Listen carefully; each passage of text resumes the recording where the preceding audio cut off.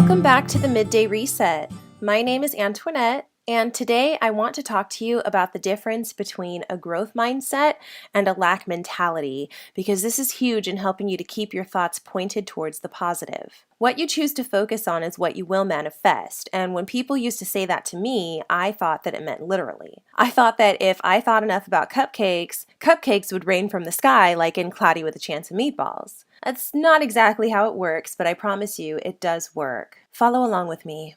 Consider for a moment what life is. We are beings all walking around on this planet we call Earth. Regardless of the color of your skin or whichever country you call home, you are likely just trying to make your existence on Earth as good as it can be while you are here. For some people, that's having the time to play with cuddly kittens. For others, it's becoming a rock star. And for some others, it's going to the ends of the earth to take in things like the aurora borealis, massive canyons, sprawling forests, and rock formations left behind by ancient people. All of us want happiness. All of us want comfort. All of us just want to live our lives and have a good time. And to aid us in that is this force, this higher power that we can't see but we know is there, and it gives us a hand in accomplishing what we want. It wants us to succeed, but we have to trust that it's there and that it can help us. For many, this probably sounds like faith. This can easily be aligned with belief in Christ, Allah, Jehovah, or Buddha. The vehicle through which you access this faith could be aligned with religion too, but I don't need to venture that deep in order to explain this to you.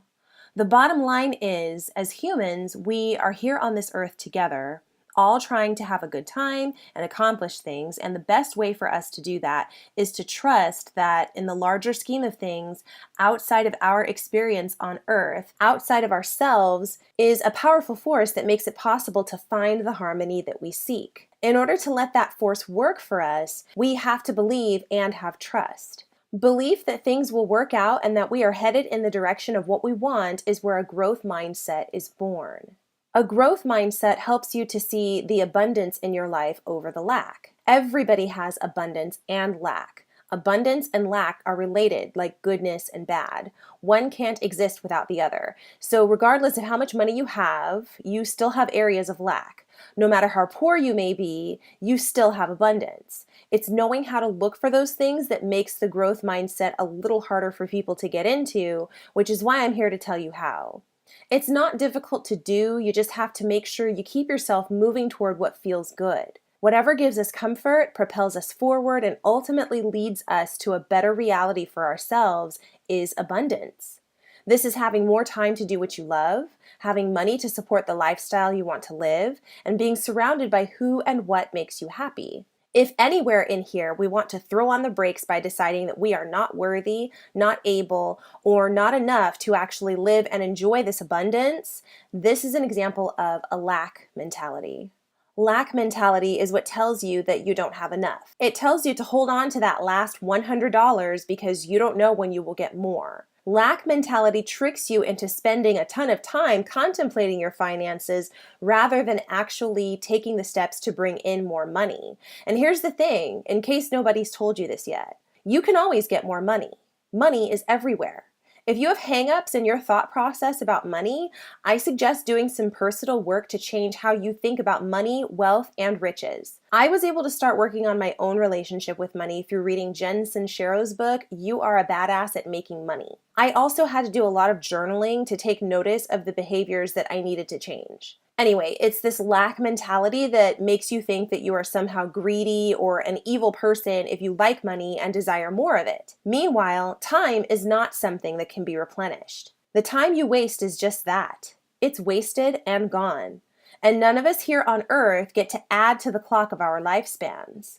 There are things we can do to help extend our lifespan a little bit, such as eating right, exercising, drinking water. But ultimately, when it's time for us to leave our lives on this earth, it's a non-negotiable transaction. You don't get to reach into your purse and pull out a plastic card that extends your life. You can't say to the Reaper, but I didn't get to go to China yet, or I haven't seen my firstborn get married yet, or I never told my brother how much I love him. The Reaper doesn't care. Your time is up and you gotta go. I suggest making sure that when your time comes, you've done some of those things you had on your bucket list, you've said what you needed to say, and you've experienced things. That all requires living your life. So now I ask you, which mindset do you think is easier to live with? One where you are seeing and recognizing all the blessings that surround you, or one where all you see is what you lack and therefore leaves you feeling stressed and unworthy?